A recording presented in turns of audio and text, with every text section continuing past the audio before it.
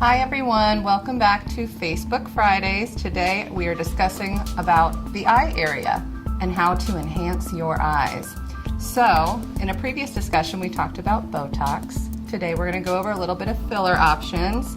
My name's Hope Mers, I'm a nurse practitioner. I'm here with Karen Whitney, physician assistant, and we're going to delve right into the eye area and fillers.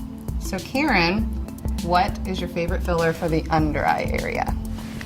Good question, and honestly it depends on the patient because I have two go-to fillers. They're both in the Juvederm line.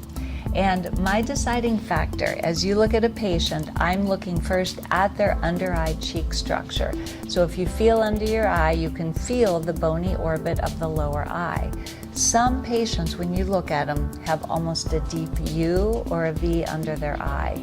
They've lost mid-cheek volume, and I feel like I like to replace that before I address the actual under eye area. And so Voluma is my product of choice because we can inject a nice lifting bubble or pillow of filler right in that mid-cheek area. It's one of my favorite techniques, and it's easy on the patients. It's one little stick out here on the bone. Put a little lifting bubble, massage it where we want, and you've lifted the cheek to support the under eye. And I compare that to the eyebrow supports the upper eye, your cheek volume supports the lower eye.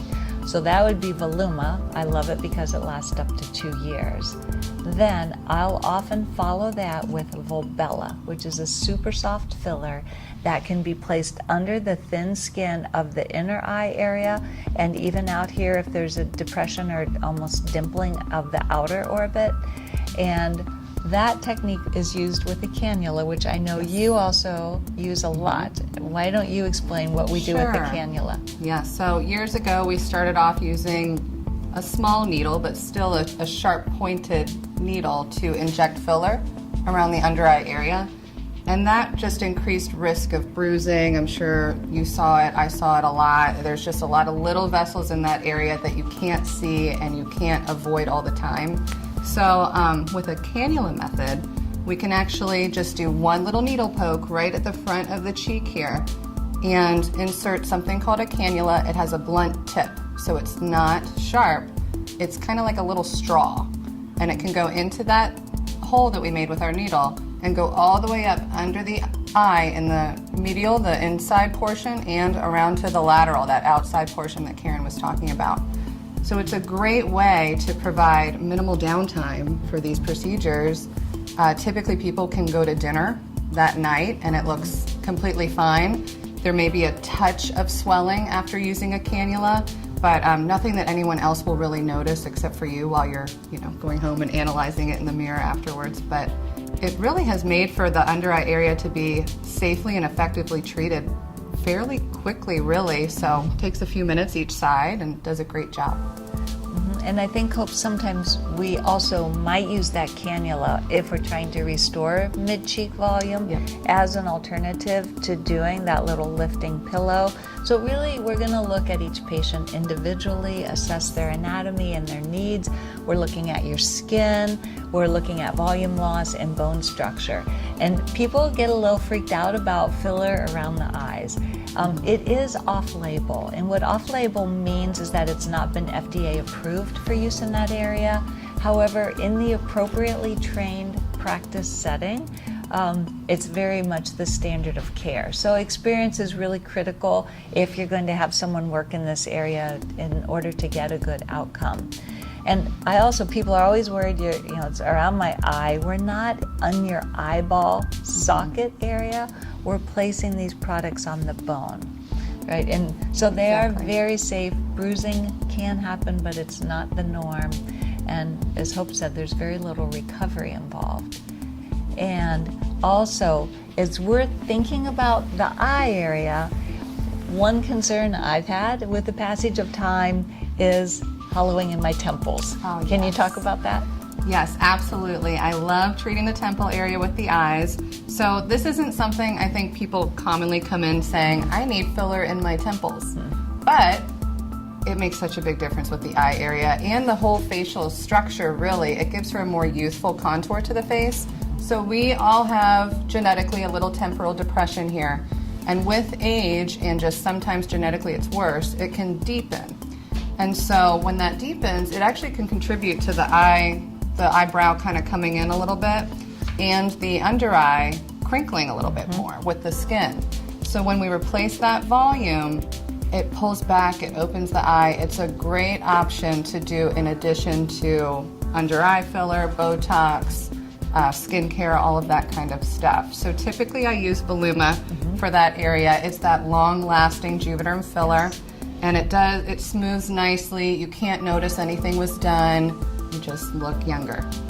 So. Yeah, and that's such a fascinating treatment because we'll have patients feel, and you can feel the hollowness, and then you treat one side and they feel both sides, and it's an instant result.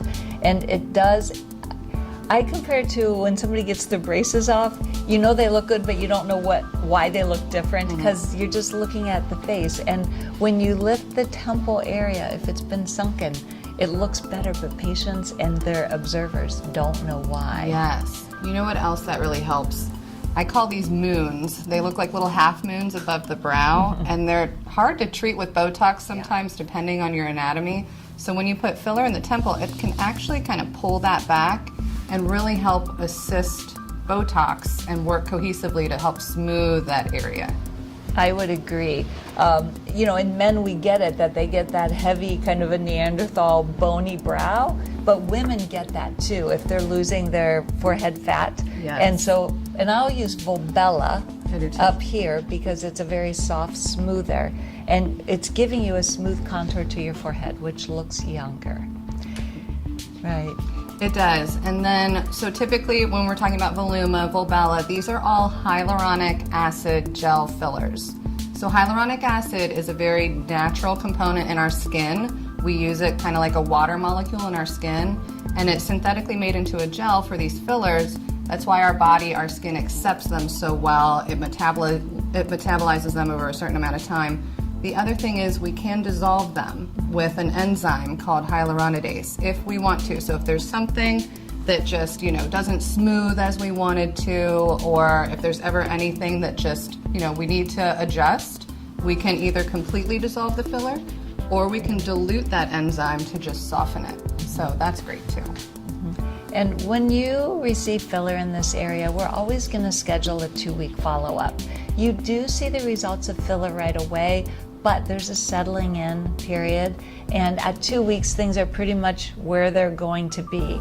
Sometimes we will massage the filler and adjust it a little bit, and I always try to reassure patients that during that 2-week adjustment phase, don't worry if it's not quite perfect, because when you come back in, we can always massage, or as Hope said, use a tiny bit of dissolver to soften it. So that's one of the beauty and safety features of using these products. Yeah. Beautiful. That about sums it up. Yeah, so next we're probably going to be talking about skin treatments to this area, so be sure to catch us. You can also go to our YouTube channel and see this video at another time. Thanks. All right.